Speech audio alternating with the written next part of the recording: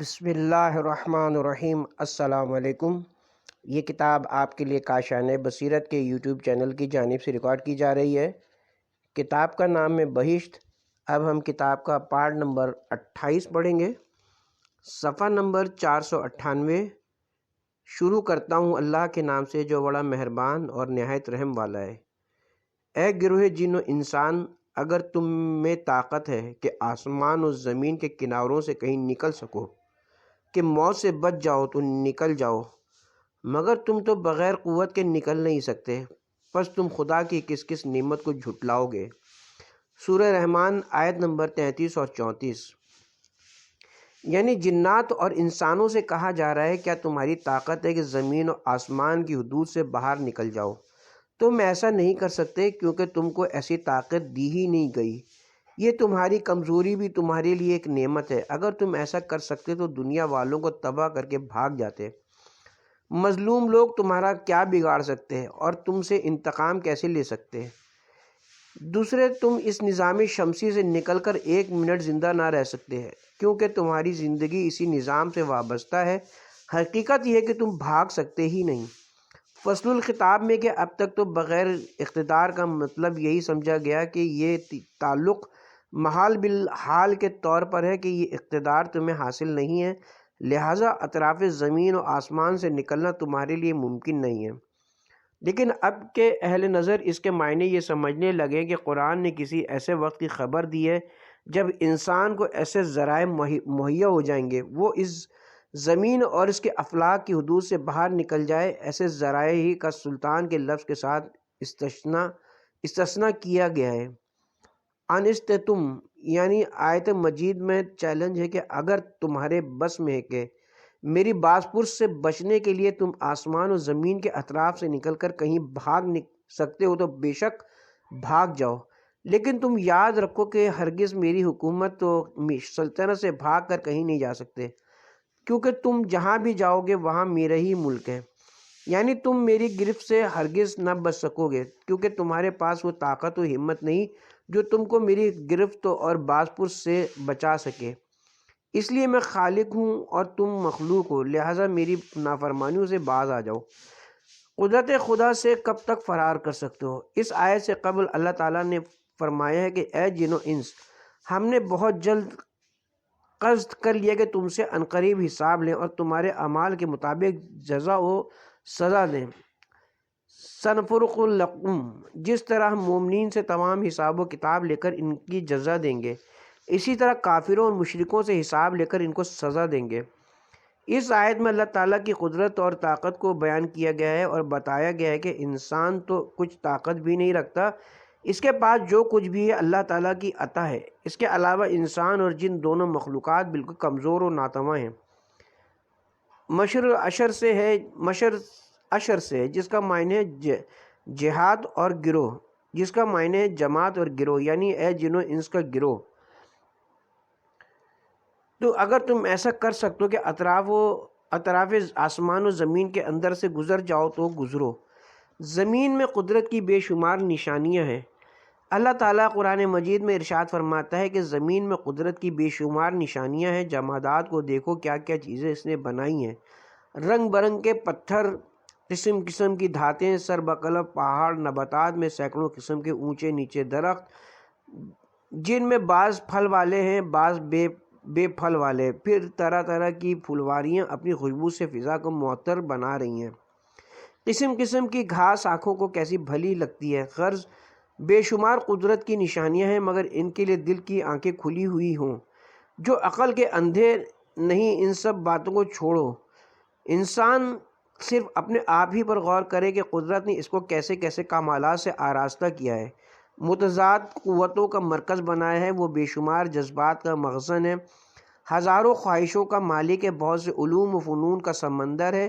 اس کی ایک ہی سطح پر ایک ہی وقت میں کتنی صورتیں نقش ہوتی چلی جاتی ہیں۔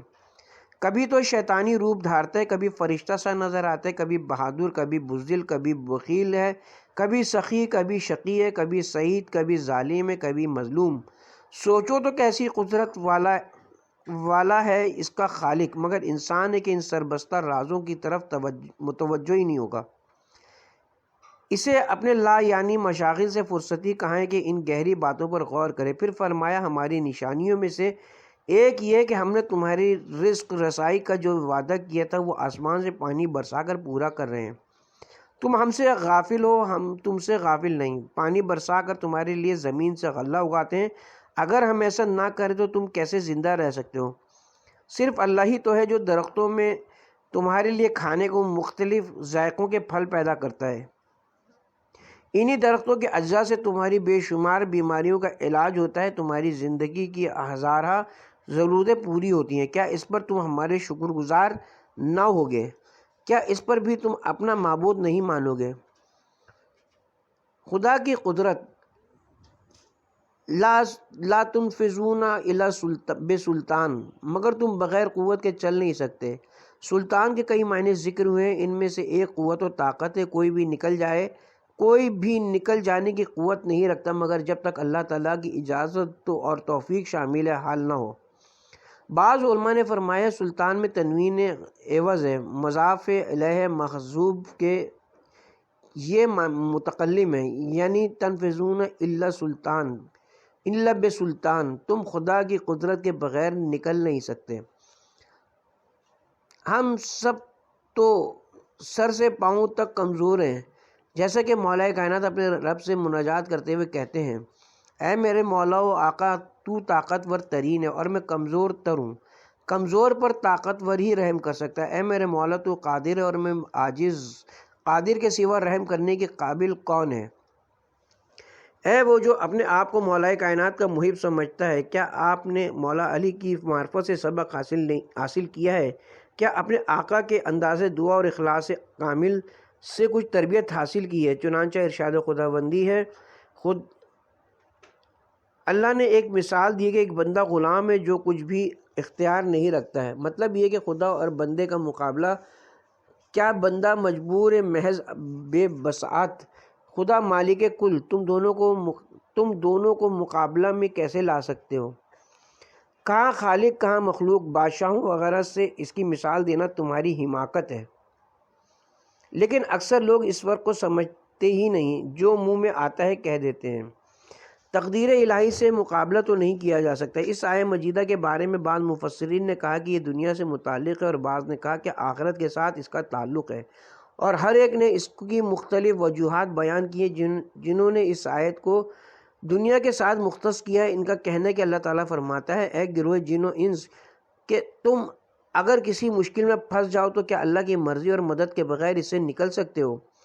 دنیا میں جتنی بھی پریشانیاں اور جتنے بھی غم ہیں، یہ سب تقدیر الہی ہیں، ان سے منہ موڑا نہیں جا سکتا، جیسے کہ دعائے جوشن کبیر میں ہے۔ کچھ افراد کو میری نصیحت ہوئی ہے، کچھ افراد کو امیری نصیب ہوئی ہے اور کچھ کو غریبی، کوئی تندرست ہے تو کوئی مریض۔ خدا کرے انسان تقدیر الہی پر راضی رہے اور یہ سمجھے کہ جو کچھ بھی اس کو ملا ہے یہ خداوند کریم کی طرف سے، یعنی قسمت ہی ایسی ہے، اور وہ اسی پر راضی ہو جائے۔ ایسا شخص آخرت میں بہت بڑے انعام و اکرام کا مستحق ہے اور اللہ تعالیٰ اس پر ضرور کرم فرمائے گا۔ خدا کی قدرت، یہاں کسی کو یہ سوال کرنے کا حق نہیں کہ خدا نے زمین کو 2 دن میں کیسے پیدا کیا، اور زمین و آسمان کو 6 دن میں کیسے پیدا کیا، اور زمین کے سامان مشیت کو 4 دن میں کیسے پیدا کیا۔ تمام کائنات کا خالق خود ہی جانتا ہے کہ اس نے کس چیز کو کب پیدا کیا اور کتنے دنوں میں پیدا کیا۔ یہ 2 دن، 4 دن اور 6 دن صرف ہمیں تھوڑا سا تصور دلانے کے لیے بیان کیے گئے ہیں، تاکہ یہ اندازہ ہو جائے کہ جو چیز 2 دن میں پیدا ہوئی اس کی صنعت آسان تھی بنسبت اس چیز کے کہ جس کو 4 دن میں پیدا کیا، اور اس سے زیادہ دشوار تھی اس کی خلقت جس کو 6 دن میں پیدا کیا۔ حقیقت یہ ہے کہ تکوینی امور میں غور کرنا ہماری تکلیف میں داخل نہیں اور نہ ہماری سمجھ میں آنے والی بات ہے۔ ہم تو انسانی ایجادات کے متعلق بھی نہیں سمجھ سکتے کہ یہ کتنے وقت میں مکمل ہوئی ہے۔ کہتے ہیں کہ ٹیلی گرام کا سسٹم 20 برس میں مکمل ہو پایا تھا۔ یہ خدا ہی کی قدرت ہے کہ اس نے زمین کو 2 دن میں مکمل کر دیا اور آسمان و زمین کو 6 روز میں، غلات کو 4 روز میں پیدا کیا۔ وہی جان سکتا ہے کہ اس کے پیدا کرنے میں کتنے اسباب پیدا کرنا پڑے اور کس کس نعمت سے کام لیا گیا۔ ہو سکتا ہے کہ دن سے مراد کائناتی دن ہو۔ کون ہے جو موت سے بچ سکتا ہے؟ بعض مفسرین نے کہا کہ یہ آیت موت کے بارے میں کہ اے گروہ جن و انس، بھلا تم موت سے بچ سکتے ہو؟ ابتدائی تخلیق سے لے کر آج تک میڈیکل سائنس اور طب نے ترقی کی ہے، اور کیا ایسا علاج یا ایسی مشینری کسی نے بنائی ہے جو انسان کو زندہ رکھ سکے؟ ارشاد الہی ہے سورہ قیامہ آیت نمبر 27-28، اور کہا جائے گا کہ میں اس وقت کوئی جھاڑ پھونک کرنے والا ہے اور مرنے والا سمجھے گا کہ اب سب سے جدائی ہے۔ تفسیر نمونہ میں کہ اللہ تعالیٰ اپنی نعمت کو جاری رکھتے ہوئے ان آیاتوں میں مزید فرماتا ہے کل من علیہا فان، کہ تمام وہ لوگ کہ جو زمین پر زندگی بسر کر رہے ہیں فنا ہو جائیں گے۔ یہاں پر سوال پیدا ہوتا ہے کہ مسئلہ فنا اللہ کی نعمتوں میں کس طرح شمار ہو سکتا ہے؟ ممکن ہے کہ اس اعتبار سے ہو کہ اس فنا سے مراد فنائے مطلق نہیں ہے، بلکہ یہ عالم بقا کے لیے ایک دریچے کا کام دیتی ہے۔ یہ ایک ایسی گزرگاہ ہے کہ جس کو عبور کرنا سرائے بقا تک پہنچنے کے لیے ضروری ہے۔ دنیا اپنی تمام نعمتوں کے باوجود مومن کے لیے زندان ہے، اور اس دنیا سے جانا تاریخ زندان سے نکلنے کے مترادف ہے۔ یا پھر فنا کا ذکر اس نقطۂ نظر سے کیا گیا کہ گزشتہ نعمتوں کا بیان ممکن ہے کہ ایک گروہ کے لیے عقل و شرف کی چیزوں، لولو و مرجان و سواریوں میں مشترک ہونے کا سبب بن جائے۔ لہٰذا یاد دلانا ہے کہ یہ دنیا فانی ہے، کہیں ایسا نہ ہو کہ ان چیزوں میں دل لگا بیٹھو اور اپنے رب کی راہ میں ان سے کوئی فائدہ نہ اٹھاؤ۔ یہ یاد دلانا بھی بجائے خود ایک بہت بڑی نعمت الہیہ کی ضمیر زمین کی طرف ٹوٹتی ہے، جس کی طرف گزشتہ آیتوں میں بھی ذکر ارشاد ہو چکا ہے۔ علاوہ ازیں قرآن سے بھی واضح ہے مبین مسن علیہ سے مراد وہ لوگ جو کہ زمین پر ہیں، جن و انس ہیں۔ اگرچہ بعض مفسرین نے اس احتمال کو تقویت دی ہے کہ یہ حیوانات اور دوسری چلنے والی چیزوں کے لیے بھی استعمال ہوا ہے، لیکن منوں کا لفظ کے پیش نظر کے جو ہمیشہ ذی العقول کے لیے استعمال کیا ہے، پہلی تفسیری سے مناسب ہے۔ یہ ٹھیک ہے کہ فنا کا مسئلہ جن و انس تک ہی محدود نہیں ہے، بلکہ قرآن کی تصریح کے مطابق تمام اہل آسمان و زمین کے بلکہ تمام موجودات عالم فنا ہو جائیں گے۔ کل شیء خالق الا وجہ، لیکن چونکہ مختصر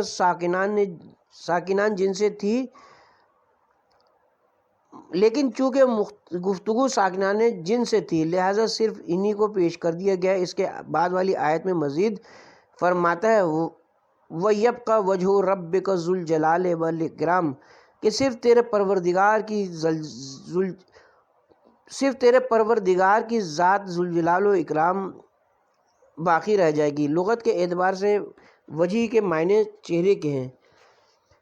کسی شخص سے جب ہمارا آمنا سامنا ہو اور ہم اس سے ملاقات کریں تو ہم اس کے روبرو ہوتے ہیں، لیکن جب یہ الفاظ خدا کے لیے استعمال ہو تو پھر اس کی ذات پاک ہی ہوتی ہے، تو پھر مراد اس کی ذات پاک ہی ہوتی ہے۔ مفسرین نے وجہ رب کا کو یہاں پر پروردگار کی صفات کے معنی میں خیال کیا ہے، جن کی وجہ سے انسان پر برکتیں اور نعمتیں نازل ہوئی ہے۔ مثلا علم، قدرت، رحمت اور مغفرت۔ یہ احتمال بھی تجویز کیا گیا کہ اس سے مراد وہ اعمال ہیں جو خدا کے لیے انجام دیے جاتے ہیں، لیکن پہلے معنی سب سے زیادہ مناسب ہیں۔ باقی رہا ذوالجلال والاکرام کی جو وجہ کی صفت ہے، اس سے خدا کی صفات جلال و جمال کی طرف اشارہ ہے۔ ذوالجلال ایسی صفات کی طرف اشارہ کرتا ہے کہ جو کسی چیز کے حسن اور قدر و قیمت کو واضح کرتی ہو، اور وہ خدا کی صفات ثبوتیہ ہیں۔ مثلا اس کا علم، قدرت اور حیات۔ تو اس بنا پر اس مجموعے کے معنی یہ ہوں گے کہ صرف خدا کی وہ ذات پاک جو صفات ثبوتیہ سے متصف اور صفات سلجیہ سے مبرہ و منزہ اس عالم میں برقرار رہے گی۔ بعض مفسرین خدا کے صاحب اکرام ہونے کو صاحب الطاف نعمات ہونے کی طرف اشارہ سمجھتے ہیں کہ جن کے ذریعے وہ اپنے اولیاء کا اکرام کرتا ہے اور انہیں گرامی قدر بناتا ہے۔ مذکورہ بالا آیتوں میں ان سب کے معنی جمع ہونا ممکن ہے۔ ایک اور حدیث میں کہ ایک شخص بارگاہ پیغمبر میں نماز میں مصروف تھا، اس کے بعد اس نے اس طرح دعا کی کہ پیغمبر اسلام نے اپنے اصحاب و انصار سے فرمایا، جانتے ہو کہ اس نے خدا کو کس نام سے پکارا ہے؟ انہوں نے عرض کی خدا اور اس کا رسول بہتر جانتے۔ تو آپ نے فرمایا، قسم میں اس کی کہ جس کے قبضے قدرت میں میری جان ہے، اس نے خدا کو اس کے اسم اعظم کے حوالے سے پکارا ہے۔ جس وقت کوئی خدا کو اس نام سے پکارے تو وہ اس کی دعا قبول کرتا ہے، اور جب اس کے ذریعے سے سوال کرے تو وہ عطا فرماتا ہے۔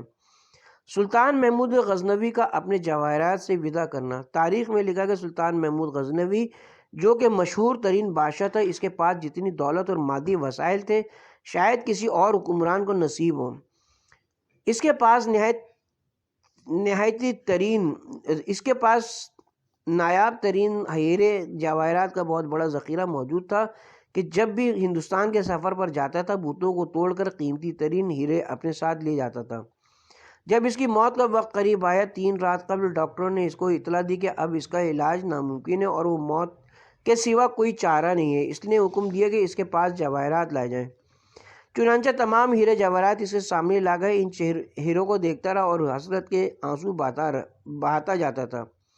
اس نے اپنی ساری زندگی ہیروں کو جمع کرنے میں گزاری تھی۔ اب جب اس کو چاہیے تھا کہ اس کو رائے خدا میں صرف کرنا، ہیروں پر رونے دھونے کی، خدا سے معافی مانگنا، تو یہ توبہ کرتا۔ اب اس کو دولت اور ہیرے اور جواہرات موت سے نہیں بچا سکتے۔ کس قدر کمزور شخص تھا وہ! کون ہے جو عبرت حاصل کرے؟ خوش نصیب ہے وہ شخص جو سفر موت پر جانے والوں سے عبرت پکڑے، اور بدبخت ہے وہ شخص جو خود عبرت نہ پکڑے بلکہ دوسروں کے لیے باعث عبرت ہے۔ امام علیہ السلام فرماتے ہیں کہ انسان کی عبرت کے لیے موت ہی کافی ہے، لیکن بہت کم لوگ اس سے عبرت حاصل کرتے ہیں۔ شب عاشور حضرت امام حسین علیہ السلام جب اپنی عزیز ترین بہن جناب زینب سے الوداع ہونے آئے تو کہا، پیاری بہن زینب صبر کرو، میرے نانا محمد و میرے بابا علی اور ماں فاطمہ بھائی حسن مجھ سے بہتر تھے اور چلے گئے، میں چلا گیا تو کیا ہوا؟ آخر سب نے ایک نہ ایک دن اس دنیا سے جانا ہے، لہذا صبر کرو۔ بسم اللہ الرحمن الرحیم۔ اللہ تعالیٰ جن و انسان کو مخاطب کرتے ہوئے فرماتا ہے، تم چاہو کہ خدا کی طرف سے دی جانے والی سزا سے بچ سکو تو اگر ایسی قوت رکھتے ہو تو آسمان و زمین کی سرحدوں سے نکل جاؤ اور خدا کے احاطۂ قدرت سے باہر ہو جاؤ، لیکن تم اس کام پر ہرگز وفادار نہیں ہو جو سوائے اس کے کہ کوئی خدائی قوت و طاقت تمہیں حاصل ہو، اور یہ خدائی تمہارے اختیار میں نہیں ہے۔ اس طرح تم ہرگز خدا کی عدالت، انصاف اور اس کے حکم سے صادر شدہ سزاؤں سے فرار کی قدرت و توانائی نہیں رکھتے۔ جہاں کہیں جاؤ گے خدا کا ملک ملے گا، اور جہاں کہیں رہو گے وہ اس کی حکومت کا مقام ہے۔ جی ہاں، یہ کمزور ناتواں مخلوق خدا کے اس میدان سے بھاگ کر کہاں جا سکتی ہے؟ حضرت امیر المومنین علیہ السلام دعائے کمل میں فرماتے ہیں، مشر عشر سے لیا گیا ہے، جس کے معنی 10 ہیں۔ چونکہ 10 کا عدد ایک کامل عدد ہے، اس لیے لفظ مشر ایک مکمل جمعیت کے لیے بولا جاتا ہے کہ جو مختلف صفوں اور گروہوں سے تشکیل پائے۔ اقطار قطر کی جمع ہے۔ اقطار قطر کی جمع یہ کسی چیز کے اطراف کے معنی میں ہے۔ تنفذو کا مادہ نفوذ ہے، جس کے معنی کسی چیز کو ٹکڑے کرنے کے بعد اس کو عبور کر کے جانے کے ہیں۔ اور من اختار کے الفاظ اس طرح اشارہ کرتے ہیں کہ آسمانوں کے اطراف و جوانب کو آسمانوں کے اطراف و جوانب کو چیر کر نکل جاؤ اور ان کے باہر سفر کرو۔ ضمنی طور پر یہ بات بھی پیش نظر رہے کہ جن کو جو مقدم کیا گیا ہے، ہو سکتا ہے کہ وہ اس بنا پر ہو کہ وہ آسمانوں کی سیر پر زیادہ آمادہ رہتے ہیں۔ مذکورہ بالا آیت قیامت کے ساتھ مربوط ہے یا دنیا سے؟ مفسرین کا اس میں اختلاف ہے، چونکہ اس کے قبل و بعد کی آیتیں دار آخرت کی رودات سے متعلق ہیں، لہذا محسوس یہ ہوتا ہے کہ یہ آیت بھی قیامت میں عدالت الہی کے چنگل سے چھٹکارا پانے کے چھٹکارا پانے کے متعلق ہے۔ لہٰذا تنفذون الا بالسلطان، تم نہیں گزر سکتے مگر قوت کے ساتھ کو نظر میں رکھ کر بعض مفسرین نے اسے انسانی ہوائی سفروں کی طرف مشاہرہ کیا ہے کہ قرآن نے علمی و صنعتی تسلط کو اس کی شرط قرار دیا ہے۔ یہ احتمال بھی تجویز کیا گیا کہ قیامت کی طرف بھی نظر ہے اور وہ دنیا کی طرف بھی آیتوں اور دنیا کی طرف بھی، یعنی تم نہ یہاں قدرت رکھتے ہو کہ قدرت الہی کے بغیر اطراف آسمان میں نفوذ کر جاؤ، اور نہ آخرت میں، البتہ دنیا میں محدود وسیلہ اور ذریعہ تمہارے اختیار میں ہے، لیکن وہاں تو کوئی بھی ذریعہ یا وسیلہ نہ ہوگا۔ بعض مفسرین نے اس کی ایک چوتھی تفسیر بھی کی کہ آسمان کے اطراف میں نفوذ سے مراد فکری و عملی نفوذ ہے کہ جو استدلال کی قوت کی وجہ سے انسان کے لیے ممکن ہے، لیکن پہلی تفسیر سب سے زیادہ مناسب نظر آتی ہے۔ بعض اخبار اور روایات اس کی تائید بھی کرتے ہیں اس کی تائید بھی کرتے ہیں جو اسلامی کتب میں موجود ہے۔ انہی حدیثوں میں سے ایک حدیث امام جعفر صادق علیہ السلام سے مروی ہے کہ قیامت کے دن خدا تمام بندوں کو ایک ہی مقام پر جمع کرے گا اور اس آسمان اول کے فرشتوں کو حکم دے گا کہ نیچے اتر آؤ۔ وہ فرشتے جو روئے زمین پر بسنے والے جنوں انسان سے تعداد میں دگنے ہیں نیچے اتر آئیں گے، اور 7 پردوں کی مانند جنوں انس کا چاروں طرف سے احاطہ کر لیں گے۔ یہ وہ مقام ہے کہ منادی ندا دے گا کہ اے جنوں انس کی جمعیت، اگر ہو سکتا ہو تو آسمانوں اور زمین کے اطراف سے نکل جاؤ، تم قدرت الہی کے بغیر ہرگز ایسا نہیں کر سکتے، اور تم یہاں دیکھ رہے ہو کہ ان اطراف کو فرشتوں کے 7 عظیم گروہوں نے گھیر رکھا ہے۔ اب عدالت کے شکنجے سے نکلنے کی کوئی صورت نہیں ہے۔ کیا جن انسانوں سے زیادہ طاقتور ہوتا ہے؟ جنات انسانوں کی بنسبت زیادہ طاقتور ہوتے ہیں۔ اس کی دلیل یہ کہ اس آیہ مجیدہ میں اے گروہ جن و انس میں جن کا نام پہلے ذکر ہوتا ہے۔ اگرچہ جنات بھی تقدیر الہی کے تابع ہیں، لیکن اللہ تعالیٰ نے اس کو بہت زیادہ تیزی اور طاقت دی ہے، جن کو کہیں پر پہنچنے کے لیے اس وسیلوں اور واسطوں کا محتاج نہیں ہونا پڑتا۔ اس سے بیشتر ہم پہلے بھی عرض کر چکے کہ مادی لحاظ سے جن کی طاقت انسان سے زیادہ ہوتی ہے، اگرچہ روحانی و اخلاقی لحاظ سے انسان کی حیثیت و شخصیت بلند و بالا تر ہے۔ اس کی وجہ یہ کہ جن کا جسم لطیف ترین ہے اور اس کی تخلیق آگ سے ہوئی ہے، لیکن جب ہم قرآن مجید کی تعلیمات کو دیکھتے ہیں تو ہمیں پتہ چلتا ہے کہ انسان جنوں سے افضل ہے، جیسا کہ اس آیت میں انسان کا لفظ جن سے پہلے استعمال ہوا ہے۔ چنانچہ ارشاد خداوندی ہے، اے رسول تم منکران قرآن سے کہہ دو کہ اگر تم تمام انسان اور جن جمع کر کے یہ چاہیں کہ قرآن مجید جیسی کتاب بنا کر لائیں تو اس کی مثل لانا ان کے سے ہرگز ممکن نہ ہوگا، چاہے ایک دوسرے کے مددگار بن کر ہی ایسا کرنا چاہے۔ بہرحال انسان اور جنات اپنی اپنی جگہ پر ایک مسلم حقیقت رکھتے ہیں، لیکن انسان اشرف المخلوقات ہیں۔ قرآن مجید یہ بات کھل کر بتاتا ہے کہ تقدیر الہی کے سامنے ہر دو عاجز و قاصر ہیں۔ ماورائے فطرت اشیاء کا علم۔ بعض مفسرین نے کہا ہے کہ اس آیت مجیدہ میں بتایا گیا کہ اگر جن و انس جمع ہو جائیں کہ وہ ماورائے فطرت اشیاء کا علم حاصل نہیں کر سکتے، مگر یہ کہ کچھ چیزوں کا علم اللہ تعالیٰ انہیں دے دے۔ اللہ تعالیٰ چاہے تو پھر سب کچھ دے سکتا ہے اور ہماری سوچ سے زیادہ اپنے محبوب بندے کو علم و طاقت عطا فرماتا ہے، جیسی قرآن مجید میں ہے۔ پاک ہے وہ اللہ جس نے اپنے بندے کو راتوں رات مسجد الحرام خانہ کعبہ سے مسجد اقصی انتہائی مسجد تک سیر کرائی، جس کے ارد گرد ہم نے ہر قسم کی برکت مہیا کی ہے تاکہ ہم اس کو اپنی قدرت کی نشانیاں دکھائیں۔ بے شک وہ سب کچھ سنتا اور دیکھتا ہے۔ سورہ بنی اسرائیل آیہ نمبر 1۔ معراج رسول، اس میں اختلاف ہے کہ یہ معراج روحانی تھی یا جسمانی۔ خواب میں ایسا تھا یا جسمانی طور سے گئے تھے؟ جو لوگ روحانی معراج کہتے ہیں وہ غلطی پر ہیں۔ خواب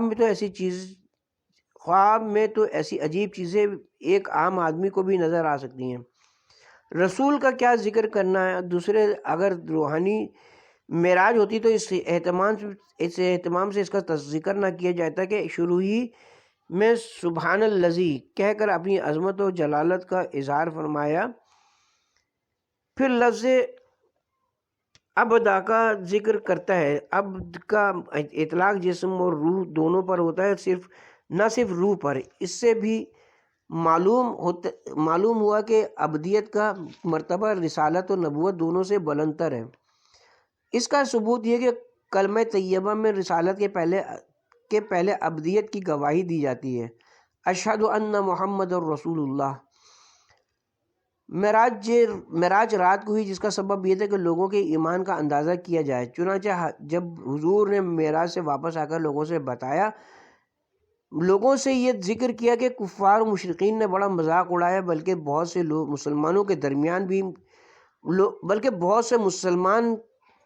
مسلمانوں کے ایمان بھی متزلزل ہو گئے اور آپس میں کہنے لگے یہ سب جھوٹی داستان ہے۔ آخر آیت میں ہوا سمیع البصیر کا یہی مطلب ہے کہ اللہ تعالیٰ ان کی باتیں سنتا اور ان کی حرکات دیکھ رہا ہے۔ جب تک یونانیوں کا یہ فلسفہ انسانی دل و دماغ پر چھایا رہا کہ آسمان ٹھوس مادہ کے بنے ہوئے طبق در طبق معراج کے سلسلے میں خرق و القیام کے جھگڑے میں لوگ پھنس رہے ہیں۔ لیکن اب راکٹوں نے چاند وغیرہ پر جا کر یہ ثابت کر دیا کہ یونانیوں کے نظریات فہم و قیاس سے زیادہ نہیں تھے، لہٰذا اب حضرت کی معراج کے متعلق کسی شک و شبہ کی گنجائش باقی نہ رہی۔ حضور کے آسمانوں پر جانے کے متعلق مشہور روایات ہے کہ جبرائیل امین براق لے کر آئے، جس کی شکل ایک گھوڑے کی سی تھی۔ اس کے دو پر بھی تھے، سر سے پاؤں تک زیورات میں الجھا پڑا تھا، سر سے پاؤں تک جواہرات جڑے ہوئے تھے، آنکھیں بڑی روشن تھی۔ وہ حضرت کو اپنے اوپر بیٹھانے میں سرکش کر رہا تھا۔ جبرائیل نے کوڑا مار کر کہا، تو نہیں جانتا کہ یہ کون ہے؟ یہ فخر اولین و آخرین، سید الانبیاء والمرسلین حضرت محمد مصطفیٰ صلی اللہ علیہ وآلہ وسلم ہے۔ تب وہ رام ہوا۔ بیان کرنے والے نے اس گھوڑے کے ایک عضو کی سجاوٹ کا ذکر اس شان سے کیا گویا وہ اس وقت موجود تھا اور ایک چیز کو خوب نظر جما کر دیکھ رہا تھا۔ اللہ ان مسلمانوں پر رحم کرے، چونکہ مادیت میں گھرے ہوئے ہیں، لہٰذا ان کو ہر شے مادی شکل میں نظر آتی ہے۔ کیونکہ کوئی ان سے پوچھے جب حضرت عیسیٰ و ادریس آسمان پر گئے تھے تب کون سا براق آیا تھا؟ دریاؤں سے لاکھوں من پانی سورج کی کرنیں اٹھا کر آسمان پر لے جاتی ہیں۔ کیا اس طرح برقی قوت سے رسول معراج میں نہیں جا سکتے تھے؟ اس برقی قوت کا نام اگر براق رکھا جائے تو کیا خرابی لازم آتی ہے؟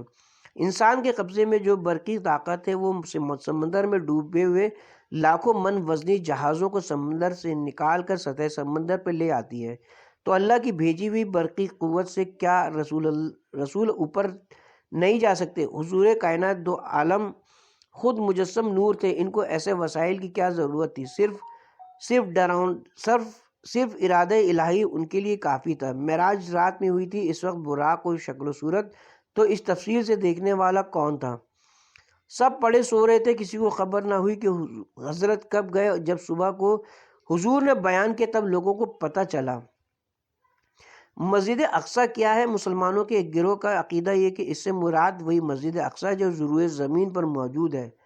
سمجھ میں نہیں آتا کہ وہاں تک پہنچانے میں کیا اعجازی شان پیدا ہوئی اور یہ کیا اعجابات قدرت دکھانے کو خدا نے وہاں تک پہنچایا ہے۔ اس مسجد اقصیٰ تک تو آئے دن لوگ آتے جاتے رہے، اگر رسول چلے گئے تو کیا کمال دکھایا؟ مسجد اقصیٰ سے مراد ہے وہ مسجد جو انتہائی سجدے کی جگہ ہے، یعنی عالم امکان کی آخری حد، جس سے اوپر کوئی ممکن نہیں جا سکتا، کیونکہ اس سے بالاتر امکان ہے، اس سے بالاتر لامکان ہے۔ یہی خدا کی سب سے بڑی آیت ہو سکتی ہے کہ خدا نے حضور کو عالم امکان کی آخری حد تک پہنچا دیا، جہاں مقرب فرشتے جبرائیل تک بھی نہ جا سکے، کیونکہ جبرائیل نے سدرۃ المنتہا تک جا کر ساتھ چھوڑ دیا اور یہ کہہ کر علیحدہ ہو گئے تھے۔ یہ کہہ کر علیحدہ ہو گئے تھے، یعنی اگر اب میں ایک انگلی کے برابر بھی آگے بڑھوں گا تو میرے پر جل جائیں گے۔ جبرائیل کو سدرہ پر چھوڑ کر آپ سورہ نجم آیت نمبر 9 فَكَانَ قَابَ قَوْسَيْنِ أَوْ أَدْنَىٰ کے مقام تک پہنچے، جس کا تفصیلی بیان 27ویں پارے میں سورہ والنجم میں آئے گا۔ سدرہ سے آگے پڑھنے میں راویوں نے کسی براق کا ذکر نہیں کیا اور نہ واپسی کے وقت یہ بتایا کہ وہ بھی براقی کے ذریعے سے ہوئی تھی یا کوئی اور صورت تھی۔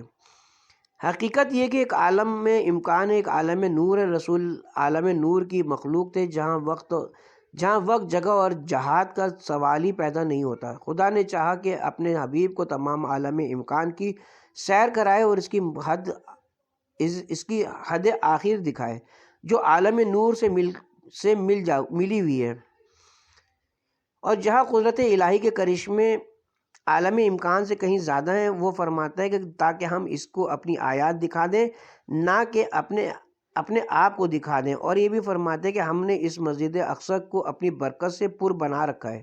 سوال یہ ہے کہ یہ کیسے ممکن ہے کہ حضور اتنی جلدی جا کر واپس آ جائیں کہ بستر خوب گرم ہی رہے۔ مشکل یہ ہے کہ لوگ قدرت الہی کا اندازہ اپنی اپنی قوت سے کرتے ہیں۔ جس خدا قادر و قیوم نے انسان کی آنکھ میں یہ قوت دی ہے کہ وہ ایک سیکنڈ میں سارے آسمان کا مشاہدہ کر کے پلٹ آتی ہے اور اسی قلیل مدت میں چاند ستارے سب کچھ دیکھ لیتی ہے، اس خدا نے اگر اپنی ایک خاص مخلوق کو اتنی جلد سیر کرا کر واپس کر دیے تو کیا تعجب کی بات ہے۔ جس خدا نے جناب ابراہیم کو زمین پر ملکوت السماوات والارض کو پلک جھپکتے دکھا دیا تھا، جس خدا نے آصف کو یہ قوت دی تھی کہ پلک جھپکتے سینکڑوں میل دور سے بلقیس کا تخت اٹھا لائے، اس کے لیے کیا دشوار تھا کہ تھوڑی سی دیر میں اپنے محبوب کو تمام عالم امکان کی سیر کرا دے۔ اب تو یہ بات سمجھنے میں بہت آسانی ہو گئی ہے۔ انسان کا بنا ہوا راکٹ 1 منٹ میں 1000 میل سفر طے کرتا ہے، تو خدا عالم امکان کی سیر کرا کے اتنی جلد کیوں نہیں واپس لا سکتا؟ فرشتے کی طاقت تو دیکھو، جب جناب ابراہیم منجمید سے جدا ہو کر آتش نمرود کی طرف چلے تو جبرائیل نے آدھی راہ میں آسمان سے نزول کر کے انہیں آ لیا۔ کیا یہ صورت سمجھ میں آ سکتی ہے؟ ہمارے رسول جبرائیل سے برتر و افضل ہیں، اگر ان کے لیے ایسا ہوا ہے تو کیا تعجب ہے۔ حقیقت یہ کہ آسمان کے راز ہیں، ان کو انسان سمجھ ہی نہیں سکتا۔ ملائکہ صحرائے محشر کو بھر دیں گے۔ تفسیر برہان میں اس آیہ مجیدہ کی تفسیر میں حضرت امام محمد باقر علیہ السلام نے ارشاد فرمایا، جس کا مختصر خلاصہ یہ کہ جب اللہ تعالیٰ ارادہ فرمائے گا کہ مردوں کو زندہ کر کے ایک میدان یا ایک جگہ پر اکٹھا کرے تو منادی کو حکم فرمائے گا کہ وہ بالآخر آواز بلند کہے، وہ آواز بلند کہے کہ اے جنو انسان زندہ ہو جاؤ۔ وہ پلک جھپکتے سے پہلے زندہ ہو جائیں گے اور اس وقت پہلے آسمان والوں سے کہا جائے گا کہ فوراً نیچے اتر آئیں۔ آسمان اول کے تمام فرشتے ان کے ارد گرد صف باندھ کر کھڑے ہو جائیں گے۔ اسی طرح تمام آسمانوں کی مخلوق جمع ہو جائے گی، فرشتے ان کو اپنے محاصرے میں لے لیں گے اور کوئی بھی جن و انس کہیں بھی نہیں جا سکے گا۔